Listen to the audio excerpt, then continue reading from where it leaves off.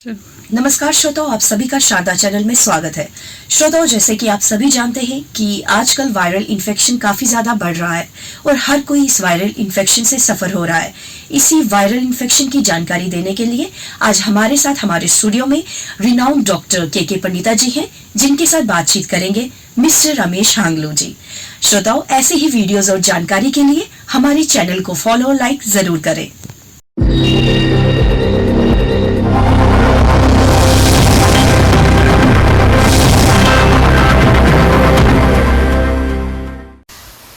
Radio Sharda 90.4 FM में आप सब लोगों का स्वागत है। और आज हमारे को बहुत बड़ी खुशी है कि हमारे स्टूडियो में एक बार फिर डॉक्टर के पंडिता जी आए हैं।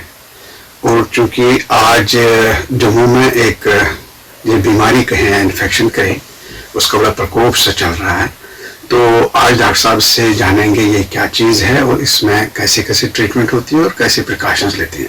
डॉक्टर साहब, आपका स्वागत है रेडियो शारदा के स्टूडियो में। नमस्कार। नमस्कार डॉक्टर साहब, एक आजकल पिछले 1-1.5 महीने से देखा गया है कि जम्मू में एक सॉर्ट ऑफ, तो आप ही बता सकते हैं, इन्फेक्शन है, डिजीज है, क्या चीज़ है कि लोगों को पहले फीवर होता है, फिर सारे जॉइंट्स में पेन हो जाती है और ये परसिस्टेंट हो जाती है बहुत सारे टाइम। ये है क्या चीज़? सबसे पहले आपने तो बता ही दिया।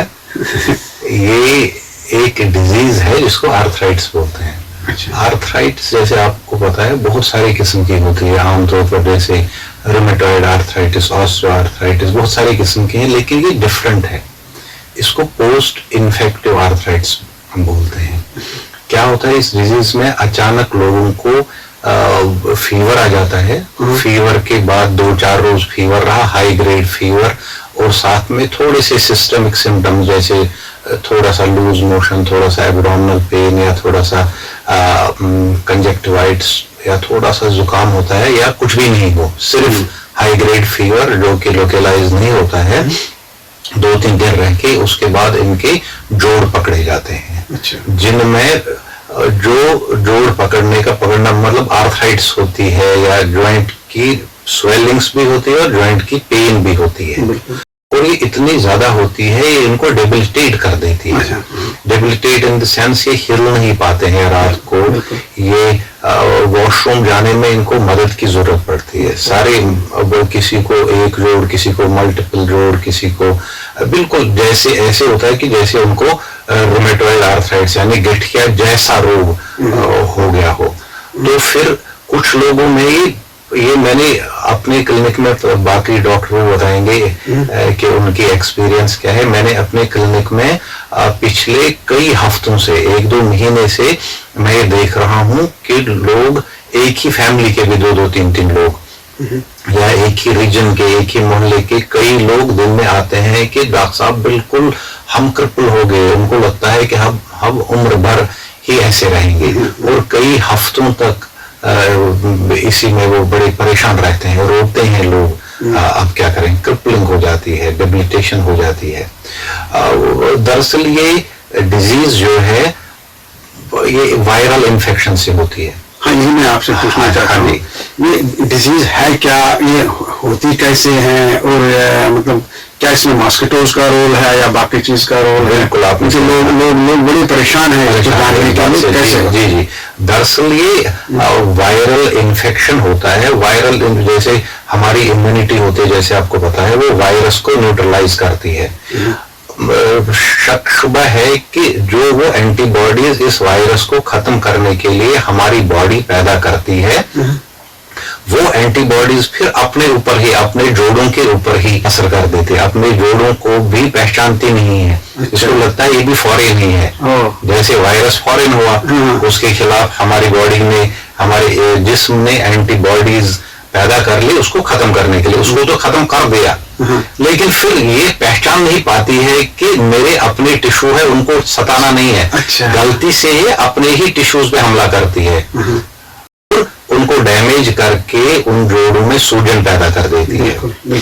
इसको कई हफ्ते, कई महीने लग जाते हैं। ऐसा बहुत सारे इन्फेक्शंस में होता है, लेकिन आजकल इन पेशेंट्स में बहुत सारों में हमने देखा है कि इनमें एक वायरस की एंटीबॉडीज या वायरस भी आइसोलेट होता है टेस्टों में, और उस वायरस का नाम है चिकनगुनिया वायरस। अच्छा।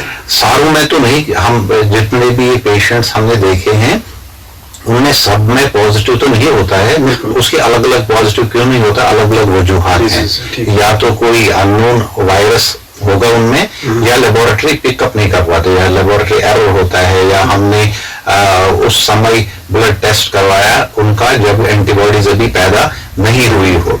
तो मोटे तौर पर कहेंगे कि आजकल ये एक आउटब्रेक हुई है इस चिकनगुनिया वायरस की हमारी सोसाइटी में, जो कि लोगों को क्रिपल कर देती है। जैसे मैंने कहा, इनिशियल कुछ दिनों में फीवर होता है, फिर आर्थराइटिस होती है जो कि रिजेंबल करती है रूमेटॉइड आर्थराइटिस से, और कुछ लोगों को तो बस 1-2 हफ्ते रहा, वो जोड़ों का दर्द फिर ठीक होते हैं। कुछों में स्मॉल परसेंटेज में ये कई महीनों तक चलती है, और small very small subset of patients में देखा गया है, जैसे हम किताबों में पढ़ते हैं कि ये सालों तक भी चलती है जी। तो लेकिन इलाज इसका संभव है, ऐसा नहीं। वही डॉक्टर साहब, लोग अब थोड़ा सा चिंतित है कि अगर किसी को अटैक हुआ है या किसी को इन्फेक्शन हुआ है तो सिंपली डॉक्टर साहब, सारे डॉक्टर तो इसको पैरासिटामोल ही प्रिस्क्राइब करते हैं, लेकिन क्या लोग कोई दवाई ऐसी खाएंगे जिससे मतलब इसका जो स्पैन है वो कम हो जाए? देखिए, सबसे मैं बड़ा एक इम्पोर्टेंट बात बताना चाहता हूँ।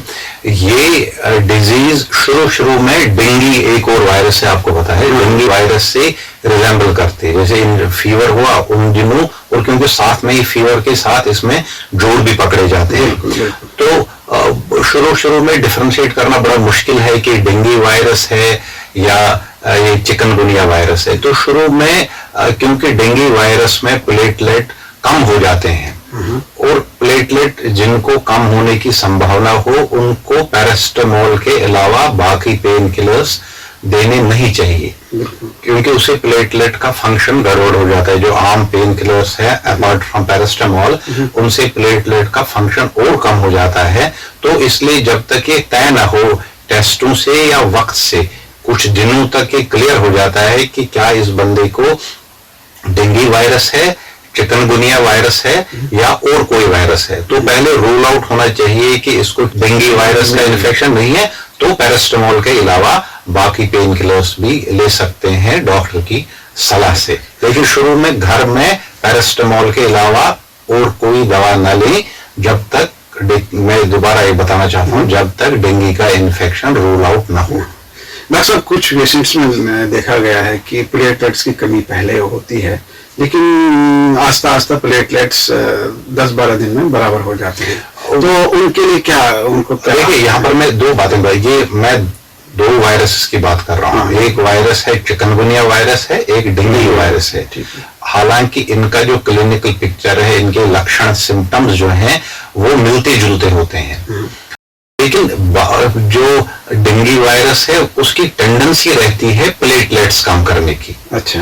और ये जो चिकनगुनिया वायरस है इसकी ज्यादा टेंडेंसी रहती है कि आर्थराइटिस करने की। ठीक। ये इनका मेन डिफरेंस, हालांकि दोनों में दोनों हो सकते हैं, लेकिन चिकनगुनिया प्लेटलेट्स पे बड़ा रेयरली और बहुत माइल्ड असर करता है। On the other hand dengue joints पे कम असर करता है, आर्थराइडिया हो सकते हैं, उसमें पेन हो सकती है, लेकिन जॉइंट स्वेलिंग के चांसेस डेंगू में बड़े कम है, वो प्लेटलेट्स पे ही ज्यादा असर करता है। इंटरेस्टिंग एक बात बताऊं आपको, ये दोनों वायरसेस एक ही मॉस्किटो से होते हैं। अच्छा। उस मॉस्किटो को जीनस एडीज बोलते हैं या एडीज इजिप्टाई बोलते हैं। अच्छा।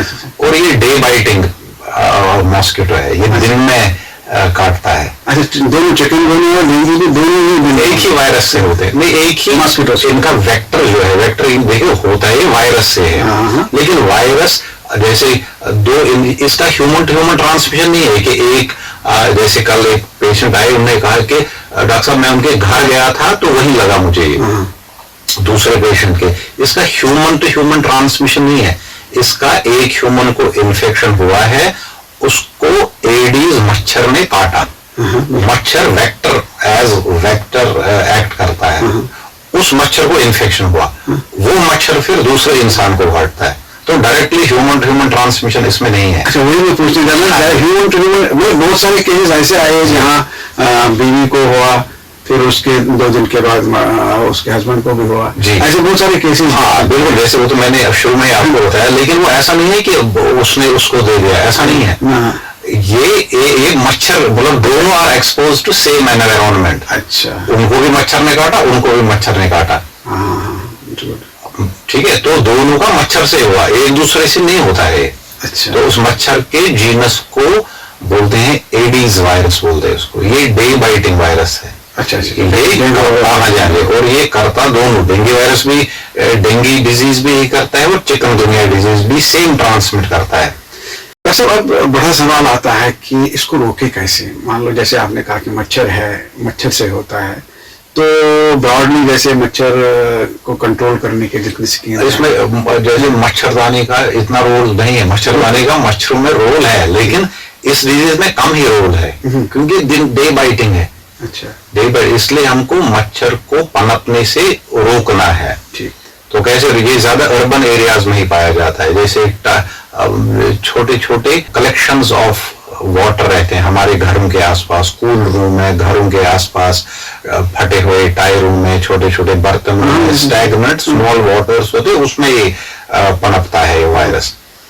तो एक तो ये हो गया कि छोटे छोटे ये हमें रोकने पड़ेंगे, तो हमें खुद ही करना पड़ेगा। इसमें सरकार क्या करेगी, इसमें हमें खुद का ही बिहेवियर एट सोसाइटी चेंज करना पड़ेगा अपने आप को। सरकार भी अपनी तरफ से लोगों को ये कर रही है, अगर कहते वही तो कह रहा हूँ मैं, ह्यूमन का बिहेवियर ही चेंज होना चाहिए, तभी ये संभव है। दूसरा, जो कपड़े हैं, खासकर ये जैसे ऑफिस में लोग रहते हैं, बैठे रहते हैं, नीचे से मच्छर काटता रहता है, तो लंबे ये आस्तीन वाले ये कपड़े पहने, ताकि मच्छर काटने की संभावना कम रहे।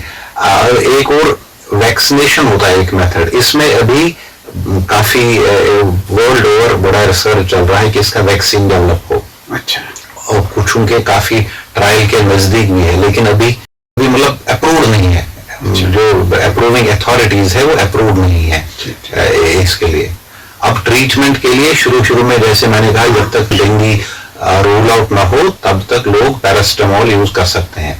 बाद में डॉक्टर की सलाह से पेन किलर्स का भी यूज कर सकते हैं। कभी खुद ही नहीं करना है, वो तो under supervision of doctor he analgesics use कर सकते हैं। या मतलब ये डरने वाली बात नहीं है या घबराने वाली बात नहीं है कि अब उनको बेचारों को लगता है, क्योंकि वो इतने क्रिपल होते हैं। क्रिपल इन द सेंस, इस डिजीज का जो चिकनगुनिया नाम जो है, इसका मतलब हो, इसका लफ्जी मतलब है दैट विच बेंड्स, जो आपको झुका देता है। इतनी डेबिलिटेटेड होते हैं कि इनका कमर ही झुक जाती है, सीधे नहीं हो पाते हैं, इसलिए इसका नाम ही दैट विच बेंड्स, जो आपको झुका दे, तो वो उस पे नाम पड़ा है इसका। दरअसल एक ब्रॉडर पर्सपेक्टिव इसमें है कि आम धारणा बनी है कि खाने पीने से भी इसकी इम्यूनिटी जो है बढ़ जाती है, जैसे प्रोटीन या बाकी चीज रिकमेंड करते हैं।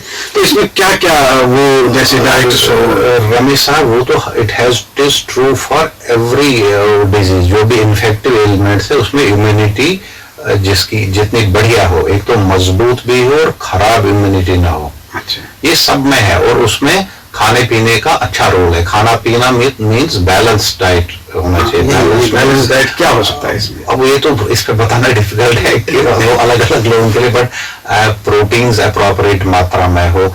अक्सर इंडियन डाइट्स में प्रोटीन्स की थोड़ी सी ओवरऑल पाया गया है कि कमी ही रहती है। हम ज्यादातर कार्बोहाइड्रेट्स और फैट्स ओवर होते हैं हमारी डाइट्स में, तो हमें ज्यादा प्रोटीन पे जो थोड़ा ध्यान देना चाहिए। जैसे वेजिटेरियंस के लिए दूध, दही और दालों वगैरह का ज्यादा दालों का इस्तेमाल कर सकते हैं। और आजकल सरकार बड़ा इनमें जो मिलेट्स वगैरह है उन पे प्रमोट करते हैं, उनमें भी ऐसे बाजरा, जवार बाजरा, उसमें भी प्रोटीन की मात्रा ठीक ठाक में पाई जाती है। तो ओवरऑल है, ये स्पेसिफिक चिकनगुनिया या एक वायरस के लिए नहीं है, ये ओवरऑल इम्यूनिटी बढ़ाती है। और मिनरल्स ठीक होने चाहिए, विटामिन्स ठीक होने चाहिए, तो वो ओवरऑल एक्सरसाइज होनी चाहिए, सोना ठीक होना चाहिए, अगर हम रात को ठीक से सोएं ना, एक्सरसाइज ना करें, या जैसे हमारा ओवरवेट हो या अंडरवेट हो, ये सब इम्यूनिटी कम कर देते हैं। ओवरऑल ही इम्यूनिटी कम भी और खराब भी, क्वालिटेटिवली भी इम्यूनिटी कम होती है और क्वालिटेटिवली बोथ लेवल्स पे कम होती है। तो इसे ये हिसाब है। दरअसल एक धारणा और है, जैसे लोग कहते हैं कि मतलब इसको सिकम नहीं होना चाहिए, आप एक्टिविटी करते रहो, उठो बैठो, थोड़ा सा वॉक करो, ऊपर चढ़ो, बाकी चढ़ो। इसमें ये जो वायरल डिजीज है, इसमें एटलीस्ट इनिशियली आपको you have to avoid exertion, बड़ा इम्पोर्टेंट है। वो डिजीज गाइड करती है। एक्यूट फेज में तो वो क्रिपली होते हैं बेचारे खुद ही। बड़ा इंपॉर्टेंट आपने क्वेश्चन पूछा, एटलीस्ट इनिशियल पार्ट में you have to avoid exertion, यानी कि रजाई पकड़ के बैठना है। You have to be up and about, अपने घर के अंदर बाहर आप चल सकते हैं, बट ज्यादा एक्सर्शन नहीं करना है। हाइड्रेशन का बड़ा ध्यान देना है सारे वायरल इलनेस में। ब्रॉडली स्पीकिंग, जैसे मुंह नहीं सूखे, होंठ नहीं सूखे, या यूरिन क्लियर आए, हाई कलर्ड यूरिन आए, ये ब्रॉड गाइडलाइंस है कि हाइड्रेशन कैसे एडिक्वेट रखें। जिनको कोमॉर्बिडिटीज होती हैं उनको खासा ध्यान देने की जरूरत है। जो उनका अपना फिजिशियन है, अपने डॉक्टर हैं, उनको इन्फॉर्म करने की जरूरत है कि मुझे ऐसे डेंगू या चिकनगुनिया इन्फेक्शन हुआ है, मुझे क्या क्या और प्रिकॉशंस लेने चाहिए। जिनको को जैसे किसी को डायबिटीज है, कार्डियक एलिमेंट्स है, हाइपरटेंशन है, या बहुत सारे जैसे लिवर के इश्यूज हैं, चेस्ट के इश्यूज हैं, उनमें ये इन्फेक्शंस दिक्कत पैदा कर सकते हैं। लेकिन ब्रॉडली आपने जैसे टॉपिक शुरू में बताया, हम ज्यादा फोकस्ड रहेंगे कि आर्थराइटिस ही इसका फिलहाल जो क्रिपल कर रहा है, जो आजकल आउटब्रेक के, देखिए अब वायरस कभी भी इन्फेक्शन करे उसे तो होता ही होता है, लेकिन आजकल ज्यादा हुआ है। इसकी जो स्पोरेडिकली मीन बीच बीच में तो होता ही रहता है, लेकिन आजकल इशू है इसके number of patients who are infected आजकल एक्यूटली इंक्रीज हुआ है।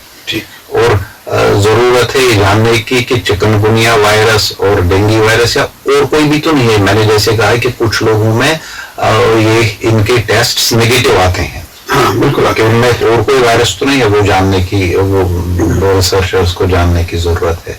डॉक्टर साहब, ओवरऑल अब ये एक मतलब मैं पूछना चाहता हूँ कि लोगों को घबराना तो नहीं चाहिए इससे, या नहीं घबराएं कैसे? भाई ये लोग अब कुछ जो पहले क्रिपल हो जाते हैं, अभी उनके लिए आपकी क्या नसीहत है? कष्टों से घबराऊं तो मुझ में क्या करना है, वेद कहा। ठीक। कष्टों से नहीं घबराना है, और ये बिल्कुल ठीक होते हैं, बिल्कुल ठीक। सिर्फ मैंने कहा कोमॉर्बिड वाले, जिनको कोमॉर्बिडिटीज होते हैं, उनको अपने डॉक्टर से सलाह लेनी चाहिए। अदरवाइज घबराना जरा भी नहीं है, ये परफेक्टली ट्रीटेबल है।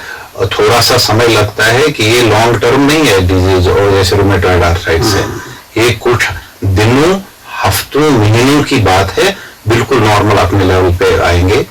और लेटर फेज में थोड़ी सी फिजियोथेरेपी वगैरह भी कर सकते हैं। जब जो इन्फ्लेमेशन कम हो जाएगी तो एक्टिविटी, जैसे आपने भी कहा, तो एक्टिविटी रहने से जिंदगी तो वही है, जब जिंदा रहना है ना, एक्टिव रहने से ही है। डॉक्टर साहब आप आए, आपने समय निकाला, बहुत बहुत धन्यवाद आपका। थैंक यू, नमस्कार।